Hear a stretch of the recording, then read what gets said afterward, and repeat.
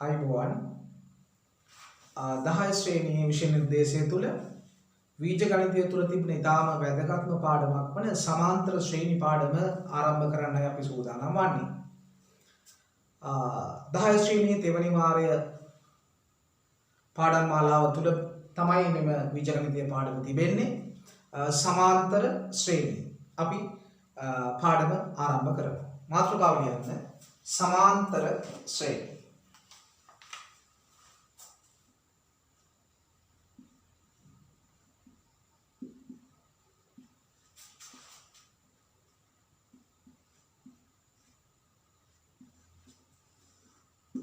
සමාන්තර ශ්‍රේණි. අපි සමාන්තර ශ්‍රේණි පාඩමේ සමාන ශ්‍රේණි වලට එන්න කලින් 8 9 පන්තිවලදී සංඛ්‍යා රටා සංඛ්‍යා අනුක්‍රම පිළිබඳව යම් අධ්‍යයනයක් කරලා තියෙනවා. එසේනම් අපි ඉස්සෙල්ලා විමසා බලමු සංඛ්‍යා අනුක්‍රමයක් කියන්නේ මොකක්ද? සංඛ්‍යා අනුක්‍රම. සංඛ්‍යා අනුක්‍රමයක් කියන්නේ මොකක්ද? යම්කිසි සංඛ්‍යා සමූහයක් රටාවක් සහිතව හෝ රහිතව යම්කිසි සංඛ්‍යා සමූහයක් රටාවක් සහිතව හෝ රහිතව තියෙනවා නම් අපි ඒකට කියනවා සංඛ්‍යා අනුක්‍රමයක් කියලා.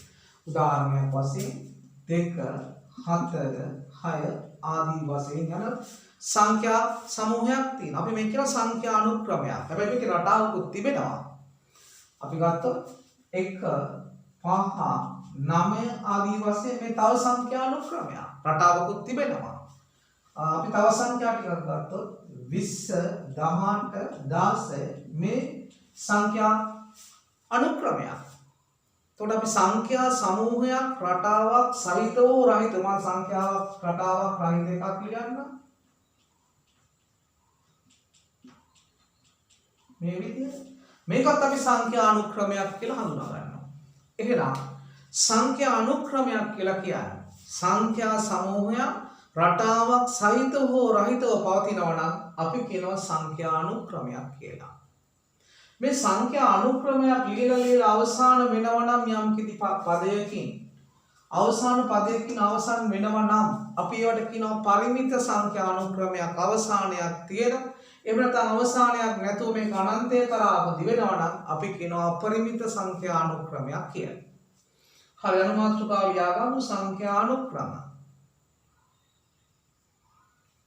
එයාට ලියන්න සංඛ්‍යා සමූහයක් රටාවක් සහිතව හෝ රහිතව සංඛ්‍යා සමූහයක් රටාවක් සහිතව හෝ රහිතව පවතිනම් එය සංඛ්‍යා අනුක්‍රමයකි. එය සංඛ්‍යා අනුක්‍රමයකි. උදාහරණ කියලා මේ ටික ලියා ගන්න පුළුවන්. මම වේගෙන් සාකච්ඡා කරමින් යනකොට වීඩියෝ එකේ ස්ක්‍රීන් එක නවත්තලා මේක ලියා ගන්න පුළුවන්. එහෙනම් සංඛ්‍යා අනුක්‍රමයක් කියේ මොකක්ද? රටාවක් සහිතව හෝ රහිතව පද ගණනාවක් තිබෙනවා නම් සමූහයක් තිබෙනවා නම් අපි ඒකට කියනවා සංඛ්‍යා අනුක්‍රමයක් කියලා. එතකොට මේ සංඛ්‍යා අනුක්‍රම සංඛ්‍යා ශ්‍රේණි බවට පත් වෙන්නේ මේ සංඛ්‍යා අනුක්‍රම වල එකතුව සැලකුවාම තමයි ශ්‍රේණියක් කියලා නිර්වචනය කරන්නේ උසස් පෙළදී අපි. සංඛ්‍යා ශ්‍රේණියක් බවට පත් වෙන්නේ මේ සංඛ්‍යා අනුක්‍රමයේ සංඛ්‍යා එකතු කරන්න පටන් ගත්තයන් පස්සේ. සංඛ්‍යා අනුක්‍රමයක එකතුවක් තමයි ශ්‍රේණියක් කියලා කියන්නේ. ඒ උසස් පෙළ අර්ථ දැක්වීම යටතේ. නමුත් අපි සාමාන්‍ය පෙළෙන් හිතාගමු මේ සංඛ්‍යා අනුක්‍රමය ප්‍රධාන වශයෙන් සංඛ්‍යා අනුක්‍රම තුනක් තිබෙනවා. ප්‍රධාන වශයෙන් සංඛ්‍යා අනුක්‍රම තුනක් තිබෙනවා. එකෙන් පළවෙනි එක තමයි අපි අද අධ්‍යයනය කරන්න හදන්නේ සමාන්තර ශ්‍රේණි. අපි 11 ශ්‍රේණියේදී අධ්‍යයනය කරනවා ගුණෝත්තර ශ්‍රේණි. ඊට පස්සේ තව ශ්‍රේණි වර්ගයක් තියෙනවා සමාන්තර ගුණෝත්තර ශ්‍රේණි. අපි ඒක උසස් පෙළදී අධ්‍යයනය කරනවා ආදී වශයෙන් තව ශ්‍රේණි සමූහයක් එතෙන්දී අපි සාකච්ඡා කරනවා. උසස් පෙළ සංයුක්ත ගණිතය තුල. එතකොට අපි සංඛ්‍යා අනුක්‍රම ප්‍රධාන වශයෙන් සමාන්තර ශ්‍රේණි සහ ගුණෝත්තර ශ්‍රේණි කියලා ඔබ හඳුනා ගන්න. හැබැයි හඳුනා ගන්න අතරෙම මේ ශ්‍රේණි දෙක නොවන තවත් ශ්‍රේණි බහුලව පවතී කියන අදහසක් තියාගන්න එකක් උදාහරණ දුන්නා සමාන්තර ගුණෝත්තර ශ්‍රේණිය. මම පාඩම අවසන් අධ්‍යයනයේදී සමාන්තර ගුණෝත්තර ශ්‍රේණිය පිළිබඳ අදහසකුත් ඔබට ලබා දෙන්න බලාපොරොත්තු වෙනවා. මොකද අපි මේක සාමාන්‍ය පෙළ තුලදී සාමාන්‍ය පෙළ විෂය නිර්දේශයේ ඇතුළෙම සාකච්ඡා කරන කොටසක් වුණත් අපි මේ සඳහා ඔබ උසස් පෙළ සඳහා පෙර සූදානම් කරන වැඩසටහනක් ලෙසයි අපි හැමදාම අපේ පන්ති මාලාව පවත්වාගෙන යන්නේ. හරි. ඔන්න සංඛ්‍යානුක්‍රම ලියන මාතෘකාව සංඛ්‍යානුක්‍රම ප්‍රධාන වර්ග තුනකි. සංඛ්‍යානුක්‍රම ප්‍රධාන වර්ග තුනයි, ප්‍රධාන ආකාර තුනයි. 1 2 3 දාලා ලියා ගන්න. සමාන්තර ශ්‍රේණි, ගුණෝත්තර ශ්‍රේණි, සමාන්තර ගුණෝත්තර ශ්‍රේණි. සමාන්තර ශ්‍රේණි, ගුණෝත්තර ශ්‍රේණි, සමාන්තර ගුණෝත්තර ශ්‍රේණි. ඔන්න අපි සංඛ්‍යානුක්‍රමය හඳුනා ගන්නවා. යම් කිසි සංඛ්‍යා සමූහයකට රටාවක් තිබුණත් එකයි නැතත් එකයි අපි සංඛ්‍යා අනුක්‍රමයක් කියලා කියනවා. මේ සංඛ්‍යා අනුක්‍රමය තුල රටාවක් තියෙන අවස්ථා තුනකට අපි බෙදනය කරනවා.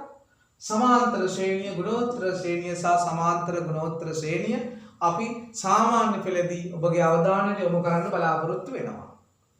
හරි. දැන් අපි අනුමාත්‍රිකාව එතනින් පස්සේ අපි ඉන්න පාඩමට ආයෙත් නැවතත් පොඩියට ලියමු අනුමාත්‍රිකාව සමාන්තර ශ්‍රේණිය. සමාන්තර ශ්‍රේණිය. හරි. අපි සමාන්තර ශ්‍රේණිය යටතේ ඉස්සෙල්ලාම උදාහරණ කීපයක් බලමු මොනවද මේ සමාන්තර ශ්‍රේණියක තියෙන සුවිශේෂීතා. ඊට පස්සේ අපි එළඹෙමු සාධාරණ සමාන්තර ශ්‍රේණියට. මෙන්න මම ශ්‍රේණියක් ලියනවා අනුක්‍රමයක් ලියනවා 2 4 6 8 10 ආදී වශයෙන්. මෙතෙන්දී අපි නිරීක්ෂණය කරනවා මෙන්න මේ සංඛ්‍යා දෙක අතර වෙනස හෙවත් අන්තරය 4න් 2ක් අඩු කළාම 2යි. ඊළඟ අනුයාත සංඛ්‍යා දෙක සලකනවා 6න් 4ක් අඩු කළාම 2යි. ඊළඟ සංඛ්‍යා දෙක සලකනවා 8න් 6ක් අඩු කළාම 2යි. ඊළඟ සංඛ්‍යා දෙක සලකනවා 10න් 8ක් අඩු කළාම 2යි. බලන්න මේ ශ්‍රේණියේ තියෙන සුවිශේෂීතාවය. සංඛ්‍යා අනුක්‍රමය තුල ඕනෑම අනුයාත සංඛ්‍යා දෙකක් සලකලා ඕනෑම තැනකින් අනුයාත සංඛ්‍යා දෙකක් සලකලා අනුයාත පද දෙකක් සලකලා දකුණුපස සංඛ්‍යාවෙන් වම්පස සංඛ්‍යාව අඩු කළ විට මේ එකම අගයක් ලැබෙනවා. එකම අගයක් ලැබෙනවා. එහෙනම් මේ හැම අන්තරයකටම හැම අනුයාත පද දෙකක් අතර අන්තරයකටම තියෙන සමාන ගණනක්. මේ අන්තරය සමානයි, සම අන්තරයි. මෙම ශ්‍රේණිය සමාන අන්තරයක් සහිත හෙවත් සම අන්තර ශ්‍රේණි සමාන්තර ශ්‍රේණි බවට පත් වෙනවා. සිංහල භාෂාවේ පද බෙදීම අනුව. එහෙනම් සමාන්තර ශ්‍රේණියක් කියන්නේ මොකක්ද? යම්කිසි සංඛ්‍යා අනුක්‍රමයක අනුයාත පද දෙකක් අතර අන්තරය සෑම විටම නියතයි නම් සෑම විටම එකම අගයක් ගන්නවා නම් අපි කියනවා සම අන්තර සමාන්තර ශ්‍රේණියක් කියලා. තවත් දාලා ලියන්න. යම් සංඛ්‍යා අනුක්‍රමයක අනුයාත පද දෙකක් අතර ඕනෑම අනුයාත පද දෙකක් අතර අන්තරය එකම අගයක් ගනී නම් සමාන්තර ශ්‍රේණියකි. සමාන්තර ශ්‍රේණිය. උදාහරණයට මේක ලියාගමු දාලා. උදාහරණ මේක ඉතින් මේ ලියාගන්න. මම තව උදාහරණයක් ඊ අතර ලියන්න. 15 18 21 24 ආදී වශයෙන් මේ සංඛ්‍යා දෙකෙන් 18න් 15 අඩු කරන්න 3යි. ඊළඟ දෙකෙන් 21න් 18 අඩු කරන්න 3යි. ඊළඟ දෙකෙන් 24න් 21 අඩු කරන්න 3යි. එහෙනම් ඒකත් සමාන්තර ශ්‍රේණියක්. උදාහරණ දෙක ඉක්මනට ලියා ගන්න පුළුවන්. ඔබ වීඩියෝ එක නවත්තලා අධ්‍යයනය කරගන්න පුළුවන්. සෑම අනුයාත පද දෙකක් අතරම අන්තරය සමානයි නම් අපි කියනවා සමාන්තර ශ්‍රේණියක් කියලා. හරි. දැන් මේ සමාන්තර ශ්‍රේණියක අපි බලමු විශේෂ පද කීපයක් තියෙනවා. මම පහසුවට මේ සමාන්තර ශ්‍රේණිය සලකන්නම්. මේ සමාන්තර ශ්‍රේණියේ ආරම්භ වන පදය මේකට අපි කියනවා මුල් පදය කියලා. පළමු පදය කියලා. අපි සංඛ්‍යා රටා පිළිබඳ යම් අදහසක් තිබෙනවා. මම පද ඔබ කියන්නේ මුලින්ම තිබෙන පදය මුල් පදයේ හෙවත් පළමු පදය සිම්පල් ඒ අකුරින් අපි අර්ථ දක්වපන්න. අනුයාත පද දෙකක් ඕනම තැනකින් අරගෙන අඩු කළාම අපි කියන්නේ B, මේකට කියන්නේ පොදු අන්තරය කියලා. පොදු අන්තරය කියලා. B පොදු අන්තරයක ලබා ගන්න මේ ගාන නම් 8න් 6ක් අඩු කිරීමෙන් 2 ලෙස. ඒතර මේවට කියන්නේ පද කියලා. එතකොට මේ තියෙන ආදර්ශ සමාන්තර ශ්‍රේණියක්. මේක ආදර්ශ සමාන්තර ශ්‍රේණියක්. යම් සමාන්තර ශ්‍රේණියක ආරම්භයේ තිබෙන පදයේ ඒ මුල් පදයේ ලෙසත් අනුයාත පද දෙකක් අතර වෙනස පොදු අන්තරය D පොදු අන්තරයේ ලෙසත් අර්ථ දක්වනවා. ලියා ගන්න. සමාන්තර ශ්‍රේණියක ආරම්භක පදය සමාන්තර ශ්‍රේණියක ආරම්භක පදය මුල් පදයේ ලෙස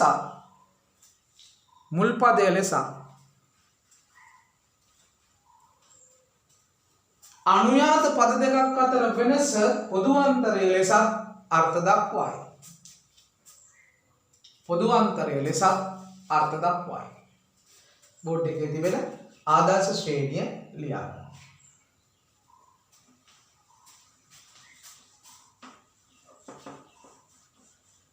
හරි. දැන් අපි මේකේ යෙදීම් සහිත උදාහරණ පහක් බලමු. පළවෙනි උදාහරණය මේ ශ්‍රේණියේ ඕගොල්ලෝ හොයන්න ඕනේ මුල් පදය සහ පොදු අන්තරය. මුල් පදය සහ පොදු අන්තරය. අනුමාත්‍රකාරය මුල් පදය සහ පොදු අන්තරයේ සෙවීම. මුල් පදය සහ පොදු අන්තරයේ සෙවීම. මම උදාහරණ තුනකින් ඔබට පැහැදිලි කරනවා. මෙන්න පළවෙනි ශ්‍රේණිය. මේකේ A සමානයි 10යි. මුල් පදය ලියන්නේ නිරීක්ෂණේ. පදය ශ්‍රේණියේ පටන් ගන්න පළවෙනි පදය මුල් පදය ලෙස අපි ලියනවා. ඒක නිරීක්ෂණ தත්ත්වයක්. ඊට පස්සේ D පොදු අන්තරය ලබා ගන්න ඔබ කැමති ස්ථානයකින් අනුයාත පද දෙකක් සලකන්න. දකුණු පස සංඛ්‍යාවෙන් වම් පස සංඛ්‍යාව අඩු කරන්න. එතකොට අපිට පොදු අන්තරය ලැබෙනවා. එන පළවෙනි උදාහරණය. මම දෙවෙනි උදාහරණයට ගන්නවා ඍණාංගයන් සහිත ශ්‍රේණියක්. ඍණ 12, ඍණ 14 සහ ඍණ 16 ආදී වශයෙන් අපි බලමු. පළමු පදයේ සමානය ඍණ 12 අපි ඍණ සංඛ්‍යාව වරහන් තුල තමයි ලියන්නේ. පොදු අන්තරිත ප්‍රවේශමෙන් නිකල සුළු කළ යුතුයි ඔබ. සංඛ්‍යා දෙක තීරණය කළා දකුණු පස සංඛ්‍යාව ඍණ 14න් අඩු කරන්න ඕනේ. වම් පස සංඛ්‍යාව ඍණ 12 නිකල සුළු කිරීමක් තියෙන ඍණ 14 ඍණයි ධන 12. එම නිසා අපිට ලැබෙනවා ඍණ 2යි කියලා. මෙන්න දෙවනි උදාහරණය. මම තුන්වෙනි උදාහරණයට මෙන්න බලන්න තුන්වෙනි උදාහරණය මම භාග සහිත ගැටලුවක් තෝරගන්නවා. 2යි 2න් 1 3 3යි 2න් 1 වන ශ්‍රේණියේ බලමු මුල් පදේ. මුල් පදේ කියන්නේ පළමු සංඛ්‍යාව. ඒ කියන්නේ 2යි 2න් 1. පොදු අන්තරය මම ලබා ගන්නවා අනුයාත පද දෙකක් සලකලා 3න් අඩු කරන්න ඕනේ 2කමාරක්. අපිට ඒක මනෝමයෙන් අඩු කළ හැකි. භාග සංඛ්‍යා කරට අවශ්‍ය නැහැ. භාගය 3න් 2කමාරක් ගියාම භාගයයි. මේ ඔබ දැක්කේ සමාන්තර ශ්‍රේණියක මුල් පදය සහ පොදු අන්තරය. මුල් පදය සහ පොදු අන්තරය අනුපාතය කියලා මට කියවෙන්නේ නැති. මුල් පදය සහ පොදු අන්තරය සොයා ගන්න ආකාරයයි. හරි. මම දැන් එනවා සාධාරණ සමාන්තර ශ්‍රේණියට. ලියන මාතෘකාව සාධාරණ සමාන්තර ශ්‍රේණිය. සාධාරණ සමාන්තර ශ්‍රේණිය. साधारण समांतर श्रेणी. साधारण समांतर श्रेणी. साधारण समांतर श्रेणी. මම කොහොමද සමාන්තර ශ්‍රේණියක් සාධාරණව ගොඩනගන්නේ? ආරම්භක පදයේ ඒද පොදු අන්තරය D දවන සමාන්තර ශ්‍රේණිය මම ගොඩනගන්නේ යන්නේ. එහෙනම් මෙන්න මට ලැබෙන ආරම්භක පදය A. ඊළඟ පදේ මම ලබා ගන්න මේකට පොදු අන්තරය එකතු කරන්න ඕන. A ධන D. ඊළඟ පදේ මම ලබා ගන්න මේ දෙවෙනි පදේ තව පොදු අන්තරයක් එකතු කරන්න. A ධන D වලට D එකක් එකතු කළාම බීජගණිතයේදී අපි දන්නවා A ධන 2යි D. තුන්වෙනි පදේ ලෙස. ඊළඟ පදේ ගන්න නැවතත් මෙතන D එකක් එකතු කරන්න ඕනේ. A ධන 3යි D. දැන් අපිට රටාව ලැබෙනවා. A ධන 4යි D. A ධන 5යි D. ආදී වශයෙන් අපිට ලැබෙනවා. මෙන්න මේකට අපි කියනවා සාධාරණ සමාන්තර ශ්‍රේණිය කියලා. මුල් පදය Aද මුල් පදයේ A තා පැහැදිලි ඉන්නේ මුල් පදය A. පොදු අන්තරය ගන්න ඕනේ අනුයාත පද දෙකක් අතර මම ඒක D නෝට් කියලා දාන්නේ. අනුයාත පදයක් අතර කියන්නේ A ධන D වලින් අඩු කරන්න ඕනේ මුල් අනිත් පදේ වම් පැත්තේ පදේ මේකට මේක කපලා ගිහලා අපිට D ලැබෙනවා. මේ මම D නෝට් කරලා මේකත් D අකුරක් නිසා. ඒතර පොදු අන්තරය D. ආරම්භක පදය Aද පොදු අන්තරය D දවන සමාන්තර ශ්‍රේණියයි මම මේ ලියලා තියෙන්නේ. මම ඒක තහවුරු කරන්නයි මේ පෙන්නුවේ. හරි. දැන් ඔය දන්නවා මේ පදේ ලියනවානේ අපි තව අංකන ක්‍රමයකින්. පදයක් කියන්නේ ටර්ම් එකක්. මේක T1 පළමු වන පදේ තව අංකන ක්‍රමයක්. මෙයා දෙවන පදය T2 මෙයා තුන්වන පදය T3 මෙයා හතරවෙනි පදය T4 මෙයා පස්වෙනි පදය T5 මෙයා හයවෙනි පදය T6 ආදී වශයෙන් ඉදිරියට ගමන් කරනවා. දැන් මේ පද සහ ඒවා ලැබිලා තියෙන ආකෘතිමකමය ස්වභාවය බැලුවාම පොඩි විශේෂත්වයක් ඔබ දකින්නවාද? මෙතනින් මම පටන් ගන්නවා. හයවන පදේ කිව්වාම A ධන 5යි D. පස්වන පදේ කිව්වහම A ධන 4යි D. හතරවන පදේ කිව්වහම A ධන 3යි D. මම හිතන්නේ ඔබ අඳුනගත්තා. හයවන කිව්වහම 5යි D. හතරවන කිව්වහම 3යි D. 4යි D. මේ 5යි කිව්වහම 4යි D. හතරවන පදේ කිව්වහම 3යි D. තුන්වන කිව්වහම 2. එතකොට අපිට පේනවා මේ කියන පදයට වඩා එකක් අඩු වෙනුයි D එක යෙදෙන්නේ. එසේනම් අපි සාධාරණව ගිහිල්ලා අපිට ලැබෙනවා n වෙනි පදයක්. n වෙනි පදයක්. n කියන්නේ 10 100 1000 ඕනෑම සංඛ්‍යාවක් වේ හැකි ප්‍රකෘති සංඛ්‍යාවක්. එහෙනම් මේ රටාව දිහා බැලුවාම අපිට මේ රටාවෙන් අපි මේක ලබා ගත්තොත් හැම එකටම පොදු නිසා මෙයාටත් A තියෙනවා.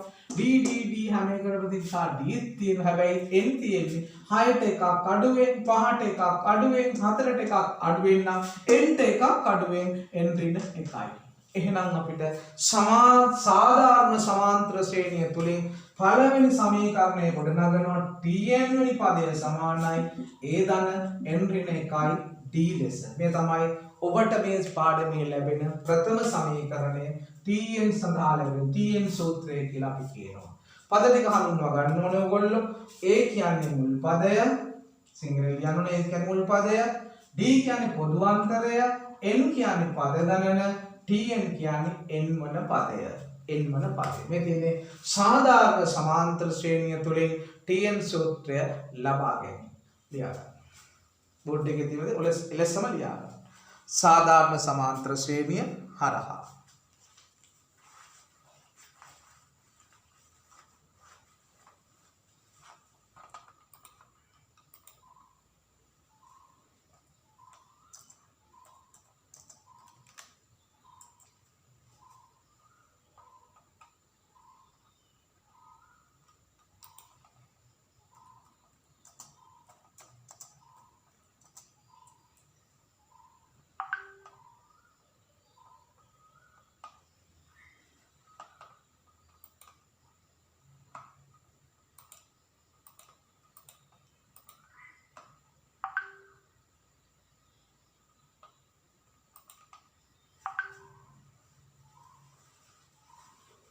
හරි මේ ඔබ දකින්නේ සාධාරණ සමාන්තර ශ්‍රේණිය සහ ඇසුරින් Tn සූත්‍රය ලබා ගත්තා.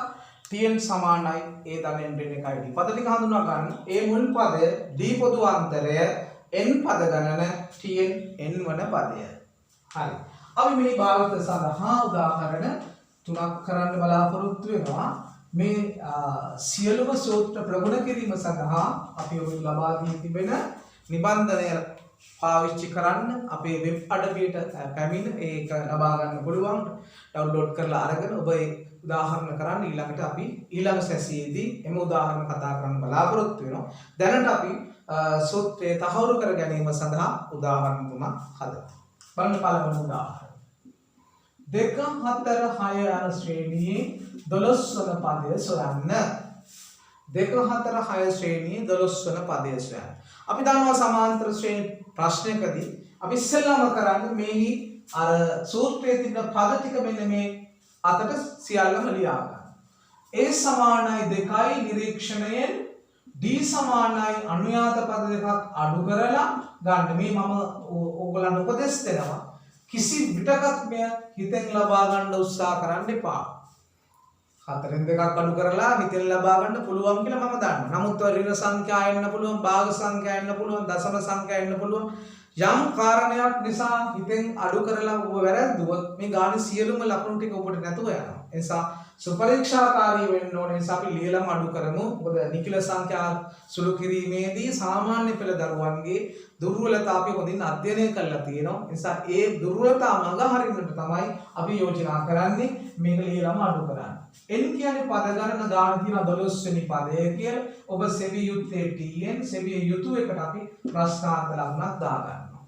නොදන්නා පදයක් සෙවීමේදී අපි tn සූත්‍රයේ විචල්‍යයන් 4ක සූත්‍රයක් විචල්‍යයන් අපි සමගාමී සමීකරණ පාඩමේදී මේවා ඉතාම පැහැදිලි කළා. විචල්‍යයන් 4ක සමී සූත්‍රයක් තුල එක් විචල්‍යයක් සෙවීම සඳහා අනිත් තුනක් දැනගත යුතුමයි. දන්නවනේ a2යි d2යි n12යි එසේනම් t හොයන්න ඕන t දොස්වනි පදය.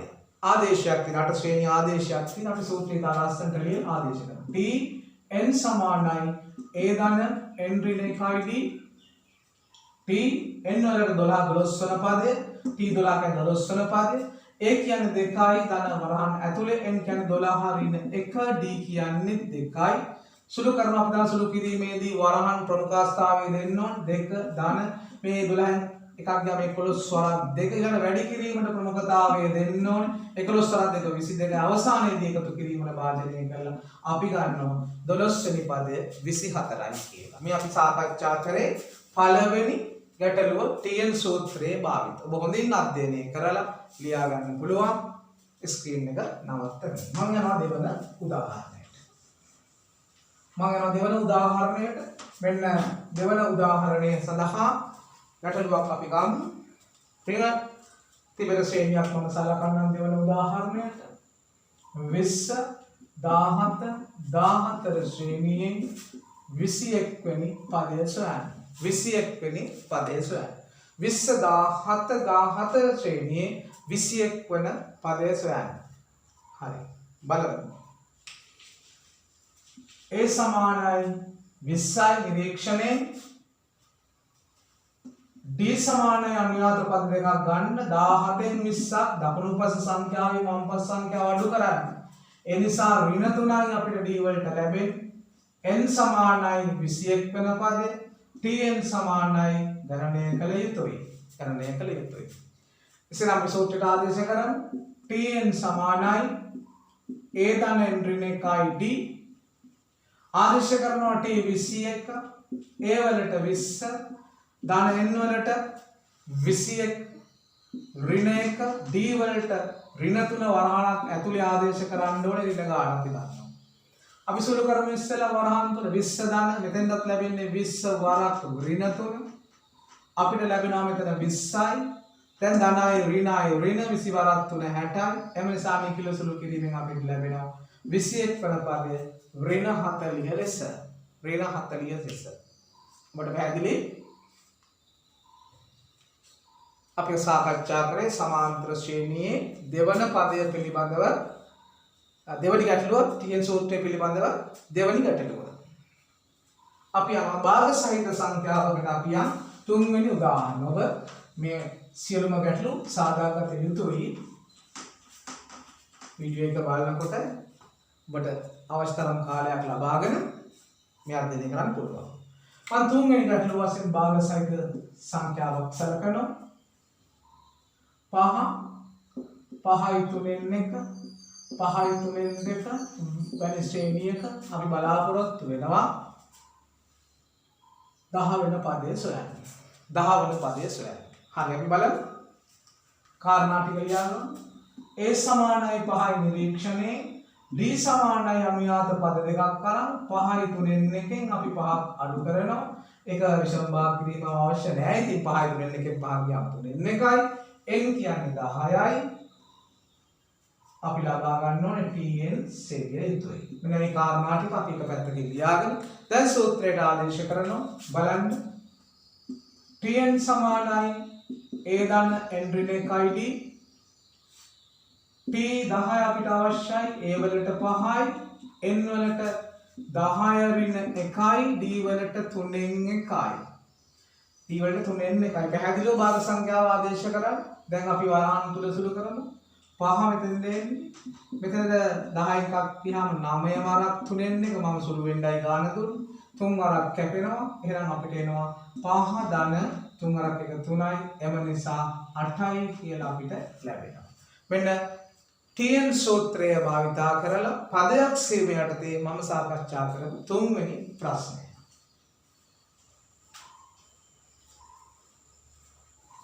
හොඳයි. ඔබ අධ්‍යයනය කරා tn සූත්‍රය මම හිතන්නේ. අපි බලමු. tn සූත්‍රය පාවිච්චි කරලා පදයක් සෙවීම තමයි අපි කතා කරේ. දැන් බලමු tn සූත්‍රයේ දෙවනි භාවිතය. අපිට පුළුවන් සමාන්තර ශ්‍රේණියක පදයක් දෙනවා. දීලා කීවෙනි පදයේද කියලා අහනවා.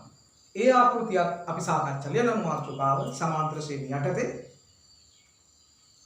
සමාන්තර ශ්‍රේණියක වන්නේ කීවෙනි පදයේදයි සෙවීම. සමාන්තර ශ්‍රේණියක වන්නේ කීවෙනි පදයේදයි සෙවීම. බලන්න උදාහරණ තුනකින් එකක් සාකච්ඡා කරන්නේ. 2 4 6 කියන ශ්‍රේණිය 72 වන්නේ කීවෙනි පදයේද? 72 වන්නේ කීවෙනි පදයේද? එතකොට මේ ගැටලුවේ පැහැදිලිව තීරණය කරගන්න ඕනේ 72 වෙනි පදය නෙමෙයි කියන්නේ. 72 වන්නේ කීවෙනි පදයේද? එන්න අහන්නේ. කීවෙනි පදයේද? n වෙනි පදයේද කියලා අහන්නේ. n හදපද හොයන්න ඕනේ. එසේලා කාරණා ටික ලියාගමු. a සමානයි 2යි නිරීක්ෂණයෙන් d සමානයි 4න් 2ක් අඩු කිරීමෙන් 2යි n සමානයි නොදනි කීවෙනි පදේ දන්නේ n නොදනි tn යනු 72යි. මේක හරියට ළමයි තේරුම් ගන්න ඕනේ ඔයගොල්ලෝ. n සොයන්න ඕනේ. මෙතන 72 වන පදේ නෙමෙයි වන පදේ කිව්වනම් ආටි 72 හොයන්නේ. මේක වන්නේ කිව්වම 72 වන්නේ කීවෙනි පදයම n හොයන්න ඕනේ. ඒක හරියට තේරුම් ගන්න සියුම්ම ග්‍රහණය කරගත්තේ නැත්නම් මේ ගානේ ඔයගොල්ලෝ වරද්දා ගන්න තියෙනවා. හරි අපි ආදේශ කරනවා අර සූත්‍රයමයි tn සූත්‍රේ දෙවනි භාවිතය tn සමානයි a ධන n ඍණ 1id කෙලින්ම tn වලට 72 දාන්න. tn කියන්නේ 72යි. a කියන්නේ 2යි. n දන්නේ නිසා n තව දුරටත් n ලෙසම ලියනවා. d අපිට ලැබෙනවා 2යි කියලා. a 2යි d 2යි tn 72යි. සරල සමීකරණයක් තිබෙන්න ඔබ වරහන් විසඳලා ඉවත් කළ විසඳමු. 72 සමානයි 2 දෙකෙන් වරහ ඉවත් කරන්න ධන 2යි n ඍණ දෙවරක් එක 2යි ධන 2යි ඍණ 2යි සුළු වෙන්න භාජනය වෙනවා. අපිට එනවා 72 සමානයි 2යි n ලෙස. දෙපැත්තම අපි බෙදනවා 3ෙන්. ඒ නිසා අපි දෙපැත්තම බෙදනවා 2ෙන්. දෙක දෙක සුළු වෙනවා n සමානයි 72 දෙකෙන් බෙදුවාම 36යි. එහෙනම් අපිට ලැබෙනවා 72 වන්නේ 36 වන පදයයි. 72 වන්නේ 36 වන පදයයි. පැහැදිලි? මොකක්ද හදාගන්න?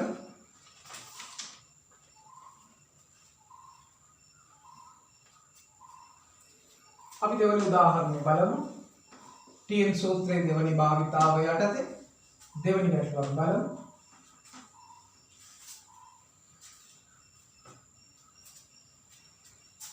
දෙවන උදාහරණය 50 48 46 ශ්‍රේණියේ බිඳුව වන්නේ කීවන පදයද? 50 48 46 ශ්‍රේණියේ බිඳුව වන්නේ කීවෙනි පදයද? බලමු. a සමානයි 50යි d සමානයි අනුයාත පද දෙකක් ගන්න 48න් 50 අඩු කරන්න. එතකොට එනවා ඔබට ඍණ 2. n කියන්නේ නොදනි tn කියන්නේ බිඳුවයි. tn කියන්නේ බිඳුවයි. පැහැදිලි? හරි සූත්‍රයෙන් දාලා ආදේශ කළ සුළු කරමු අපි. සූත්‍රයේ ආදේශ කළ සුළු කරමු.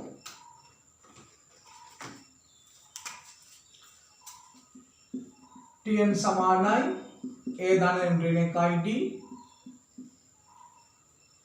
t n වෙනුවටම අපිට ආදේශ කළ හැකි බිඳුව වන්නේ a කියන්නේ 50යි n දන්නේ n ඍණ 1යි d කියන්නේ ඍණ 2යි d කියන්නේ ඍණ 2යි අපි වරහණුවත් කරමු 50 ධන මේ ධනයි ඍණයි ඍණ 2යි n ඍණයි ඍණයි ධන 2යි මේ 2යි මේ පස්සට ගෙනීම අපිට ලේසි. එතකොට ධන 2යි මේ පස්සට ගෙනිච්චා මේ පැත්තේ ඉතුරු වෙන්නේ 52යි. දෙපසම දෙකෙන් බෙදනවා සරල සමීකරණ විසඳීමක් අපිට පුළුවන් n සමානයි 26යි. ඔබට පැහැදිලි? බිඳුව වන්නේ 26 වෙන පදයයි. 26 වෙන පදයයි. අපි භාග සංඛ්‍යා සහිත තිබෙන තව ගානක් බලමු. තුන්වෙනි අවසාන උදාහරණය වශයෙන් TN සූත්‍රයේ දෙවන භාවිතයට. TN සූත්‍රයේ දෙවන භාවිතයට.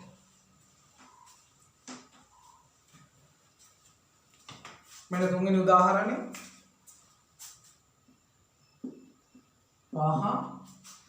පහමාර 6 ශ්‍රේණියේ 22යි දෙකෙන් එක වන්නේ කීවන පදයද? පහමාර 6 කියන ශ්‍රේණියේ 22යි දෙකෙන් එක වන්නේ කීවෙනි පදය? කාරණාට ලියා ගමු. a සමානයි 5යි t සමානයි අනුයාත පද දෙකක් ගන්න 5යි දෙකෙන් එකෙන් 5ක් අඩු කරන්න. ඒ කියන්නේ දෙකෙන් එකයි. n කියන්නේ නොදනි tn සමානයි 22යි දෙකෙන් එකයි. එන්න අපි ප්‍රධාන දත්තයන් ටික ලියමු. අපි ආදේශ කරමු TN සූත්‍රයේ දෙවනි භාවිතාව a දාන n ඍණ 1id ආදේශ කරන tn වලට මම විෂම භාග කළාම ආදේශ කරන්න 45යි. දෙකෙන් 45යි a කියන්නේ 5යි n කියන්නේ නොදනි d කියන්නේ දෙකෙන් එකයි. මෙතනදී මේ සමීකරණය විසඳීමේ ක්‍රියාමාර්ග කීපයක් තියෙනවා. ඔයාලට පුළුවන් ඕනනම් භාගයෙන් වැඩි කරලා ඉන්න. මම කැමතියි මේ සමීකරණය මුළු සමීකරණයම මේ භාගය නැති කර ගැනීම සඳහා මම දෙකෙන් වැඩි කරනවා. ඒ උපක්‍රමයක් ඈ. ඕගලන්ට පුළුවන් කැමති උපක්‍රම පාන මේක දෙකෙන් වැඩි කරන ප්‍රවේශනේ මේ සංඛ්‍යාවත් දෙකෙන් වැඩි කරන්න. ඒ වගේම මෙතනත් අපිට දෙකෙන් වැඩි කරන්න. සෑම පදයක්ම දෙකෙන් වැඩි කරනයි මේ දෙකෙන් එක ඉවත් කර ගැනීම සඳහා. එතකොට මේ දෙකට මේ දෙක කපලා ගිහින් 45 ලෙස මෙතන 10 ලෙස මේ දෙකට මේ දෙක කපලා ගිහිල්ලා n ඍණ 1 ලෙසක් තමයි අපිට ලැබෙන්නේ. පාසුවෙන් දැන් එක මම දුර දක්නා විදිහට බැලුවහම මේක දෙකෙන් වරහන් ඉවත් දෙකෙන් එක වරහන් ඉවත් කර ගන්නවට වඩා මුළු සමීකරණය දෙකෙන් වැඩි කර ගැනීම පහසුයි කියලා පේනවා. නිසා දෙකෙන් වැඩි කර ගැනීම නිසා මට එනවා 45 10 හරි පස්සරත් එක 10 මෙතන කැපිලා ගිහලා 45 මේක කැපිලා නිසා එකකින් වරහන් ඉවත් කරන්න ඕනේ. ඒකෝට n ඍණ එකම තමයි. n තනි කරලා පද ටික එහා පැත්තට ගෙනියන්න. මෙතන එනවා 45 ඍණ 10 සහ ධන 1 ලෙස මේ පැත්තෙන් ඉතුරු වෙනවා. මේක සුළු කිරීමෙන් මට ලැබෙනවා 36 ලෙස n කියන්නේ. හරි නේද? 45 ඍණ 10 කියන්නේ 35යි 36යි. ඉතින් 22යි දෙකෙන් එක වන්නේ 36 වෙන පදයයි. හරි. ඔබ දැන් අධ්‍යයනය කළේ සමාන්තර ශ්‍රේණිවල මූලික අර්ථ දැක්වීම් කීපයක්. ඊට පස්සේ සංඛ්‍යා අනුක්‍රම තේරුම් ගත්තා. සමාන්තර ශ්‍රේණික අර්ථ දැක්වීම ඉගෙන ගත්තා. සාධාරණ සමාන්තර ශ්‍රේණිය ඇසුරෙන් TN සූත්‍රය නැගුවා. TN සූත්‍රයේ ඇසුරෙන් ආකාර දෙකක ගැටළු ආකාර සාකච්ඡා කරා. TN සූත්‍රයේ භාවිතයෙන් පදයක් සෙවීම සහ TN සූත්‍රයේ භාවිතයෙන් වන්නේ කීවෙනි පදයයි සෙවීම. උදාහරණ 3 බැගින් කළා. මේ සියලුම උදාහරණයන් සඳහා අභ්‍යාස ඔබට තිබෙනවා. අභ්‍යාස 10 බැගින් එක ගැටළු ආකාරයකට ඔබ සමාන ශ්‍රේණි ටියුට් එක නිබන්ධනය අපේ වෙබ්සයිට් එකට ඇතුල් වෙලා ඒකෙන් ඩවුන්ලෝඩ් කරගන්න පුළුවන්. හරි. පාඩමේ TN සූත්‍රයේ භාවිත යටතේ තවත් එක් අවස්ථාවක් මම කතා කරලා අපි සමාන්තර ශ්‍රේණික ඓක්‍ය පැත්තට හැරෙනවා. එහෙනම් අපි අද කතා කරනවා සමාන්තර ශ්‍රේණික ඊළඟ සිද්ධාන්තය සමාන්තර මධ්‍යමය. ලියන මාතෘකාව සමාන්තර මධ්‍යමය. සමාන්තර මධ්‍යමය. සමාන්තර මධ්‍යමය.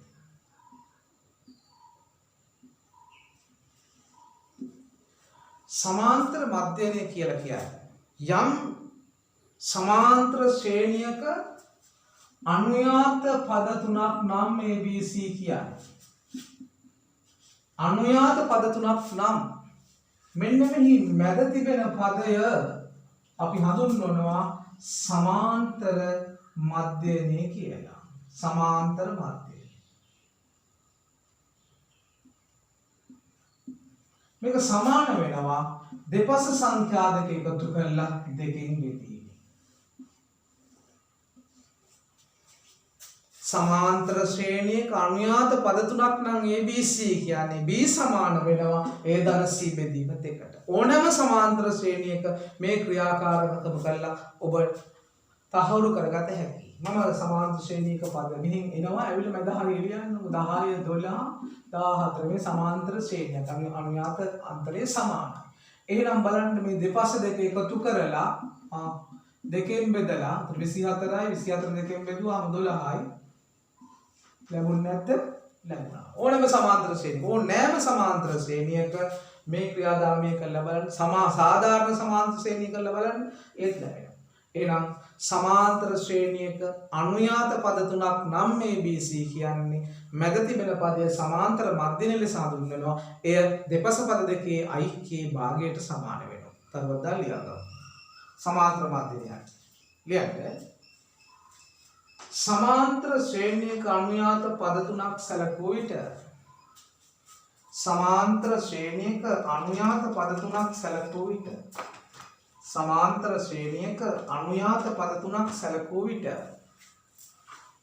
සමාන්තර ශ්‍රේණියක අනුයාත පද තුනක් සැලකුව විට මැද පදය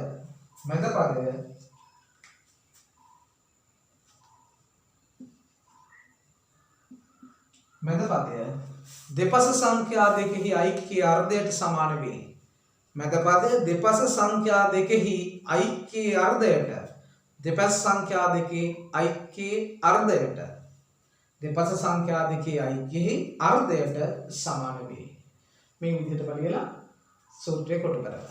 ABC සමාන්තර ශ්‍රේණියක පිළිදයි නම්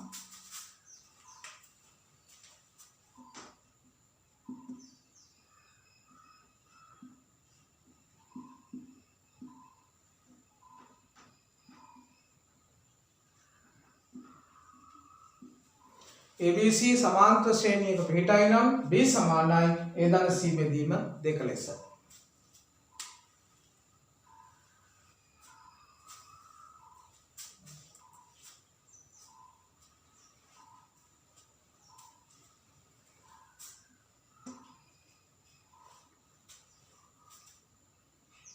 හරි.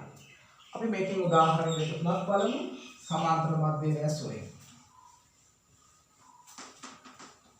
මේ සූත්‍රය තහවුරු කරගන්න මේ ගණිත කර්මය පැහැදිලි කරගන්න තහවුරු කරගන්න ගැටලු කිපයක් බලන්න.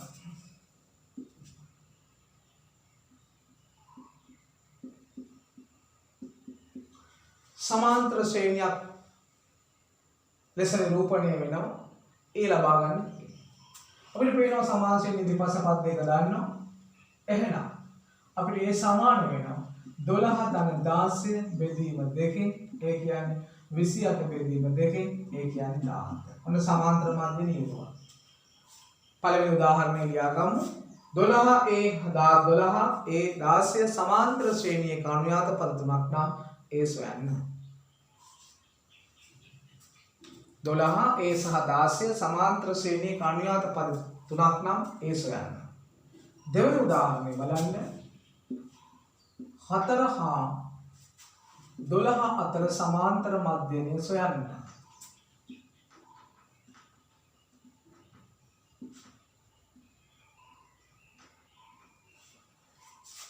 12 සහ 4 සහ 12 අතර සමාන්තර මධ්‍යනය සොයන්න. හරි සමාන්තර මධ්‍යනය දෙපස් සංඛ්‍යා දෙක දීලා තියෙනවා. 4 ධන 12 බෙදන්න ඕනේ දෙකෙන් 16යි දෙදෙන දෙකෙන් බෙදන්න 8යි.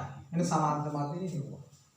ඒකමයි මෙතන කිව්වේ. මෙතන ඉතින් එහෙම කිව්වේ නැතුව වෙනම කිව්වා. 4 සහ 12 අතර සමාන්තර මධ්‍යනය යොදන්න. ඔන්න සංඛ්‍යා දෙක මැද සංඛ්‍යාව සමාන්තර මධ්‍යනය හොයන්නේ. දැන් මෙහෙම දුන්නොත් මෙහෙම දුන්නොත්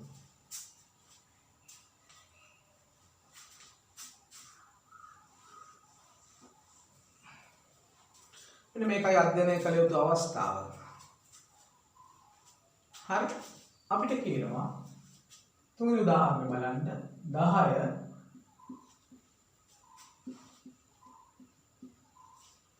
10 සහ 18 අතර සමාන්තර මධ්‍යන තුනක් යොදන්න. 10 සහ 18 අතර සමාන්තර මධ්‍යන තුනක් යොදන්න. 10 සහ 18 අතර සමාන්තර මධ්‍යන තුනක් යොදන්න. එකක් යොදන්නම් ප්‍රශ්නයක් නැහැ. දෙන්න එකතු කරලා දෙකෙන් බෙදුවා. දැන් තුනක් යොදන්න. එතකොට අපි මේ ගැටලුව මෙන්න මෙලෙස විසඳන්න ඕනේ.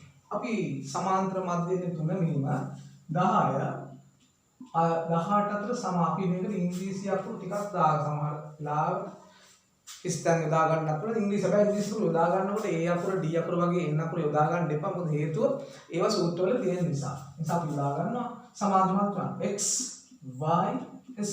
ඊට පස්සේ තියෙන 18. 10 18 අතර මේ තුනක් යොදන්න කියලා කියනවා. තුනක්. දැන් අපි යදුවා. දැන් අපි x y z වලට යෝනේ. දැන් මේක ශ්‍රේණියක් සමාන්තර ශ්‍රේණියක්. එහෙනම් මේ දෙකේ පළවෙනි පදේ මම මේකට කියනවා a කියලා. එන්න පළවෙනි පදේ. මට ඊට පස්සේ හම් වෙනවා මේක 2 3 4 5 පස්වෙනි පදේ. පස්වෙනි පදේ මට ලියන්න පුළුවන්. සමාන්තරයේ පස්වෙනි පදේ ලියන්න පුළුවන් මෙහෙම tn සමානයි a දන එන්ට්‍රින් එකයි මම එකක් අඩු වෙන්නේ ලියන්නේ. a දන එකක් අඩු වෙන්නේ ලියන්නේ. එහෙනම් මේ පස්වෙනි පදේ මට ලියන්න පුළුවන් කොහොමද? a දන 4යි d කිය. a දන 4යි d. මෙන්න පළවෙනි පදේ a දන්නේ පස්වෙනි පදේ දන්නවා එයා a දන 4යි d. එහෙනම් මට සමගාමී සමීකරණ දෙකක් හැදෙනවානේ. a සමානයි 10යි පළවෙනි සමීකරණය. a දන 4යි d කියන්නේ පස්වෙනි පදේ සමානයි 18යි දෙවන සමීකරණයත් ලෙස. දැන් මේක විසඳන්න අවශ්‍ය නැහැ ආදේශ කිරීම ප්‍රමාණවත් ඈ. ආදේශ කරන්නේ ඊවලට 10 ධන 4යි d සමානයි 18යි 4යි d සමානයි 18යි ඍණ 10යි 8යි ඒ කියන්නේ 4යි d සමානයි 8යි දෙපසම 4 බෙදීමෙන් අපිට එනවා d සමානයි 2යි. d සමානයි 2යි කියන්නේ පොදු අන්තරය 2යි. එහෙනම් 2 එකතු කරන් 10ට 2ක් එකතු කළා මේ 12 12ට 2ක් එකතු කරන මේ 14 2ක් එකතු කරන්න 16 2ක් එකතු කරන 18ට පනිනවා. හරි. එසේනම් සමාන්තර මධ්‍යන තුන 12 14 සහ 16 වේ කියලා පිළිතුරු ලබා ගන්න. පැහැදිලි? ඔන්න සමාන්තර මධ්‍යන කීපයක් යෙදිය හැකි යෙදිය යුතු අවස්ථා පිළිබඳව අපි මේ කතා කරේ. හොඳයි. දැන් අපි මේ කතා කරේ පාඩමේ විෂයානුබද්ධ කොටස් ටික විතරයි. මේක ගැටලු සහ ගැටලු ප්‍රගුණ කිරීම අපි කතා කරේ නෑ. ඒක අපි නිබන්ධනයෙන් කතා කරනවා. මේවා සියලුම ගැටලු ආවරණය වෙන පරිදි ධන සංඛ්‍යා, ඍණ සංඛ්‍යා, භාග සංඛ්‍යා, දශම සංඛ්‍යා ආසිතව සහ සියලුම ගැටලු ආකාර අපි නිබන්ධනය තුලින් කතා කරනවා. හරි. ඔබ නිබන්ධනය අපේ වෙබ්සයිට් එකට ඇතුල් වෙලා ලබා ගන්න. ඒක තනියෙන් උත්සාහ කරන් ඊට පස්සේ ඊළඟ පන්ති වාරයේදී අපි මේ නිබන්ධනය සම්පූර්ණයෙන්ම සාකච්ඡා කරන්න බලාපොරොත්තු වෙනවා. මේ කතා කළේ සමාන්තර ශ්‍රේණි මූලධර්ම TN සූත්‍රයේ භාවිත අවස්ථා ගණනක් සමුදාය පමණයි. ඊළඟට අපි සමාන්තර ශ්‍රේණික ඓක්‍ය කියන સિદ્ધාන්තය කතා කරන්න බලාපොරොත්තු වෙනවා ඊළඟ වීඩියෝ පාඩමේ. එසේනම් අපි අද පාඩමේ මූලික විෂය කරුණු මෙතනින් අවසන් කරනවා. අපි ඊළඟ දෙවනි කොටසෙන් හමු වෙමු. ආයුබෝවන්.